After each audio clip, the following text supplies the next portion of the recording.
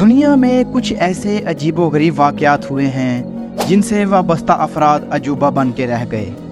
کہاں سے آئے اور کہاں غائب ہو گئے اس کے بارے میں کوئی بتانے والا نہیں تھا، اور نہ ہی اس کی موجودگی اور شناخت ہو سکی تھی۔ تاریخ میں ایسے کئی واقعات ہوئے ہیں جنہوں نے دنیا کی تصویر ہی بدل کر رکھ دی۔ ان واقعات میں کچھ ایسے افراد بھی سامنے آئے جن کی شناخت ایک مسٹری ہی بن کے رہ گئی۔ آئیے ایسے ہی کچھ لوگوں کو جانتے ہیں جن کی شناخت آج بھی ایک مسٹری بن کر رہ گئی ہے۔ اس سے پہلے کہ ویڈیو کا باقاعدہ آغاز کیا جائے، آپ سے گزارش ہے کہ اگر آپ اس چینل پر نئے ہیں تو کائنڈلی اس چینل کو لازمی سبسکرائب کر لیں اور گھنٹی کے بٹن کو دبا دیں۔ تو سب سے پہلے نمبر پر آتا ہے دا ہیروشیما اسٹیپس شیڈو۔ دوسری جنگ عظیم کے دوران جب ہیروشیما پر ایٹمی ہتھیاروں سے بمباری کی گئی تو ایک ہی جھٹکے میں 3 لاکھ افراد ہلاک ہو گئے۔ یہ تصویر دھماکے والی جگہ سے 850 فٹ کے فاصلے پر سے کھینچی گئی تھی، جہاں ایک شخص بیٹھا تھا، لیکن ایٹم بم کی طاقت نے اسے مکمل طور پر تباہ کر دیا تھا۔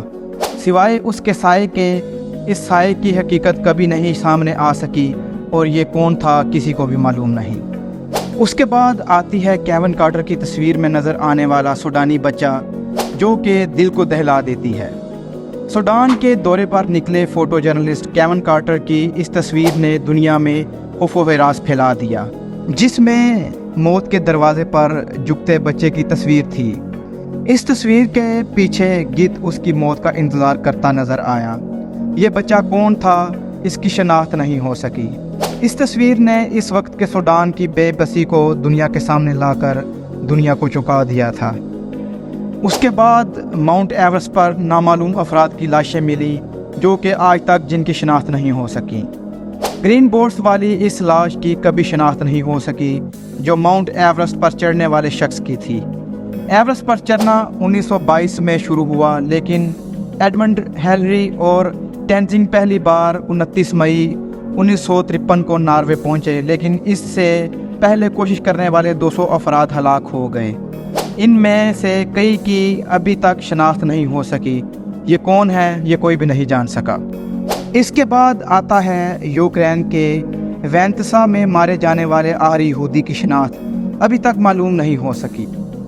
دوسری جنگ عظیم کے دوران نازیوں کی موت کی مشینوں نے لاکھوں لوگوں کو ہلاک کیا۔ یہ اس وقت کے دوران تھا جب یہ تصویر لی گئی تھی۔ ونیتسیا کی آخری زندہ یہودی تھا اور مرنے والا تھا۔ اس یہودی کی کبھی شناخت نہیں ہو سکی۔ اس کے بعد آتا ہے ڈی بی کوپر۔ یہ وہ شخص امریکی ایئر سروس کی تاریخ کا پہلا اور آخری شخص ہے جس کی کبھی شناخت نہیں ہو سکی۔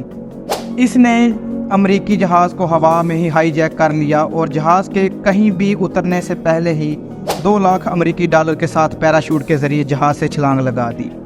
لاکھ کوششوں کے باوجود امریکی ایجنسیاں اسے پکڑ نہ سکیں۔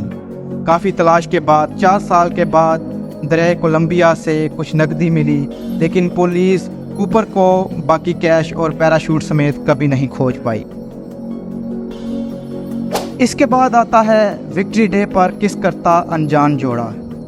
جب نیو یارک دوسری جنگ عظیم کے خاتمے کا جشن منا رہا تھا، یہ تصویر الفریڈ آئنسٹائن کے ذریعے کھینچی گئی تھی۔ اس تصویر کو خوشیوں کا آئیکن بھی سمجھا گیا اور اس جوڑے کو تلاش کیا گیا، لیکن یہ جوڑا کبھی منظر عام پر نہیں آیا۔ لوگوں نے جو دعوے کیے وہ غلط نکلے۔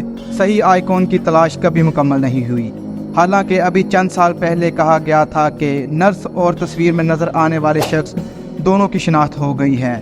مرد ملاح تھا اور عورت نرس تھی۔